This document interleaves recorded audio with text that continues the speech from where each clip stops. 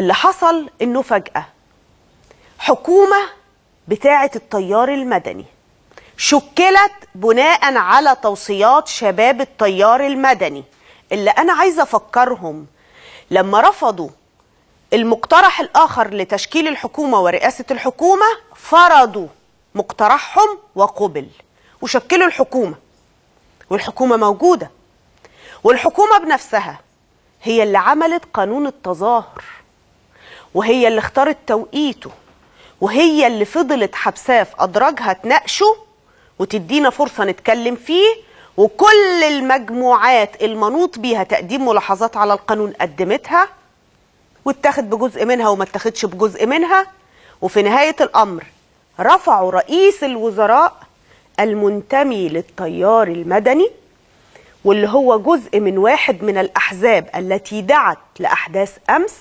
وشاركت فيها برموزها ويعني بقيادتها ونخبتها. وقرر الدكتور الببلاوي أنه يرحل القانون لرئيس الجمهورية، ورئيس الجمهورية استبقاه أيام وسأل بشكل مباشر الدكتور الببلاوي سؤال عادوا عليه 3 مرات، قال له: هل الحكومة قادرة على إنفاذ هذا القانون؟ كان رد الدكتور الببلاوي: نعم يا فندم. هل الحكومة قادرة؟ نعم يا فندم. هل الحكومة قادرة؟ نعم يا فندم. أنا هنا بقى سؤالي للي جزء منهم هيوافق يسمعني، وجزء منهم ربما يتجاوز عليا باللفظ وربما يرفضني. انتوا مشكلتكم مع مين؟ مشكلتكم مع مين؟ مع الحكومة؟ ما رحتوش للحكومة ليه؟ مشكلتكم مع القانون؟ أقر، وبآليات الديمقراطية اللي احنا عندنا طموح نكون جزء منها علشان القانون ده أقر بالفعل، فأنت عندك قنوات قانونية تسمح لك بالاعتراض عليه وفقا لآليات الديمقراطية. طيب أنت عايز تلوي الديمقراطية؟ عايز تعمل فيها أنت البلطجي اللي ما بيهمكش؟ فدي تبقى حالة محتاجة طبيب نفسي وفيها هوس. ولما الناس تتجاوز على الدولة اللي أنا أعلنت انحيازي ليها من قبل 30/6، فنقول إن احنا أصل احنا نازلين نعمل مظاهرة علشان الفشار، يبقى احنا في مشكلة.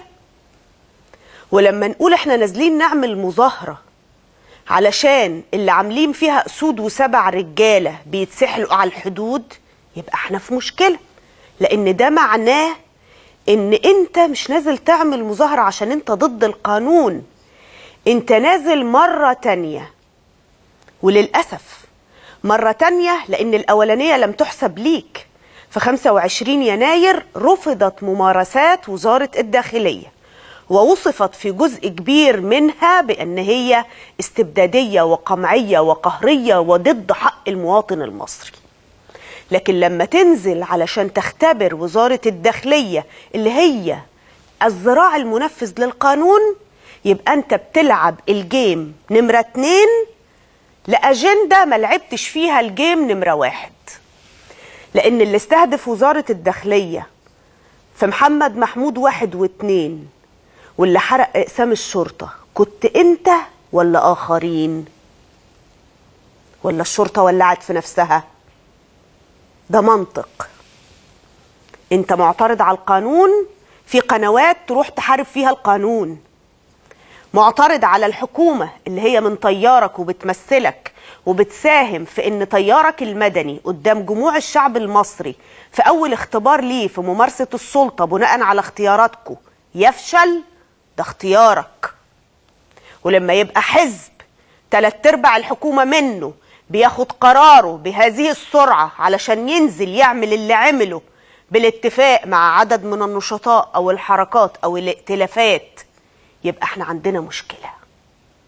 أنا هنا محتاجة إجابة عن سؤال واضح. اللي اتعامل مع الشرطة في اختبار في المرة الأولى اللي أنا شاركت فيها وكنت جزء منها، احنا كنا ضد ممارسات الشرطة القمعية والقهرية، بس احنا ما رحناش نضرب اقسام الشرطة، وما تعاملناش مع أفراد الشرطة، وكانت واضحة جدا بالنسبة لنا إن في محمد محمود 1 و2 كل دخول من شارع محمد محمود للاحتكاك كان بيتم عن طريق مجموعات حازمون اللي فجأة بتشتبك وتخرج من الأجناب في الشارع وتسيبنا في لحظة المواجهة فنخسر. طيب انت النهاردة كنت بتختبر مين بقى؟ الذراع التنفيذي؟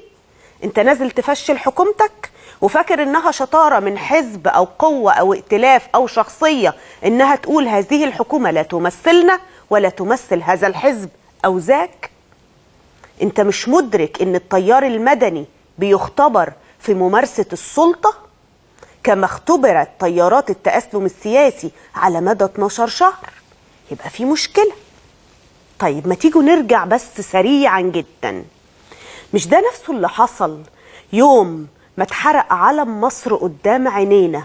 البعض كان موجود جوه الميدان والبعض كان موجود في الشوارع الجانبية، وكتير من الشعب شافه على التلفزيونات. مين اللي حرق علم مصر؟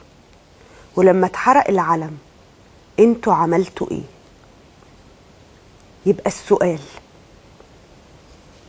انتوا امبارح كنتوا بتختبروا الذراع التنفيذي للحكومة والرئاسة لأول اختبار للقوى المدنية التي على ما يبدو ما زالت غير مؤهلة كما كان التيار الإسلامي السياسي غير مؤهل. يبقى ده معناه ايه؟ ده بقى التحليل الهادئ، لأن احنا خلاص الفرز شغال ما بين الإعلاميين والتيار المدني وما بين الشعب، ما بين كل حاجة.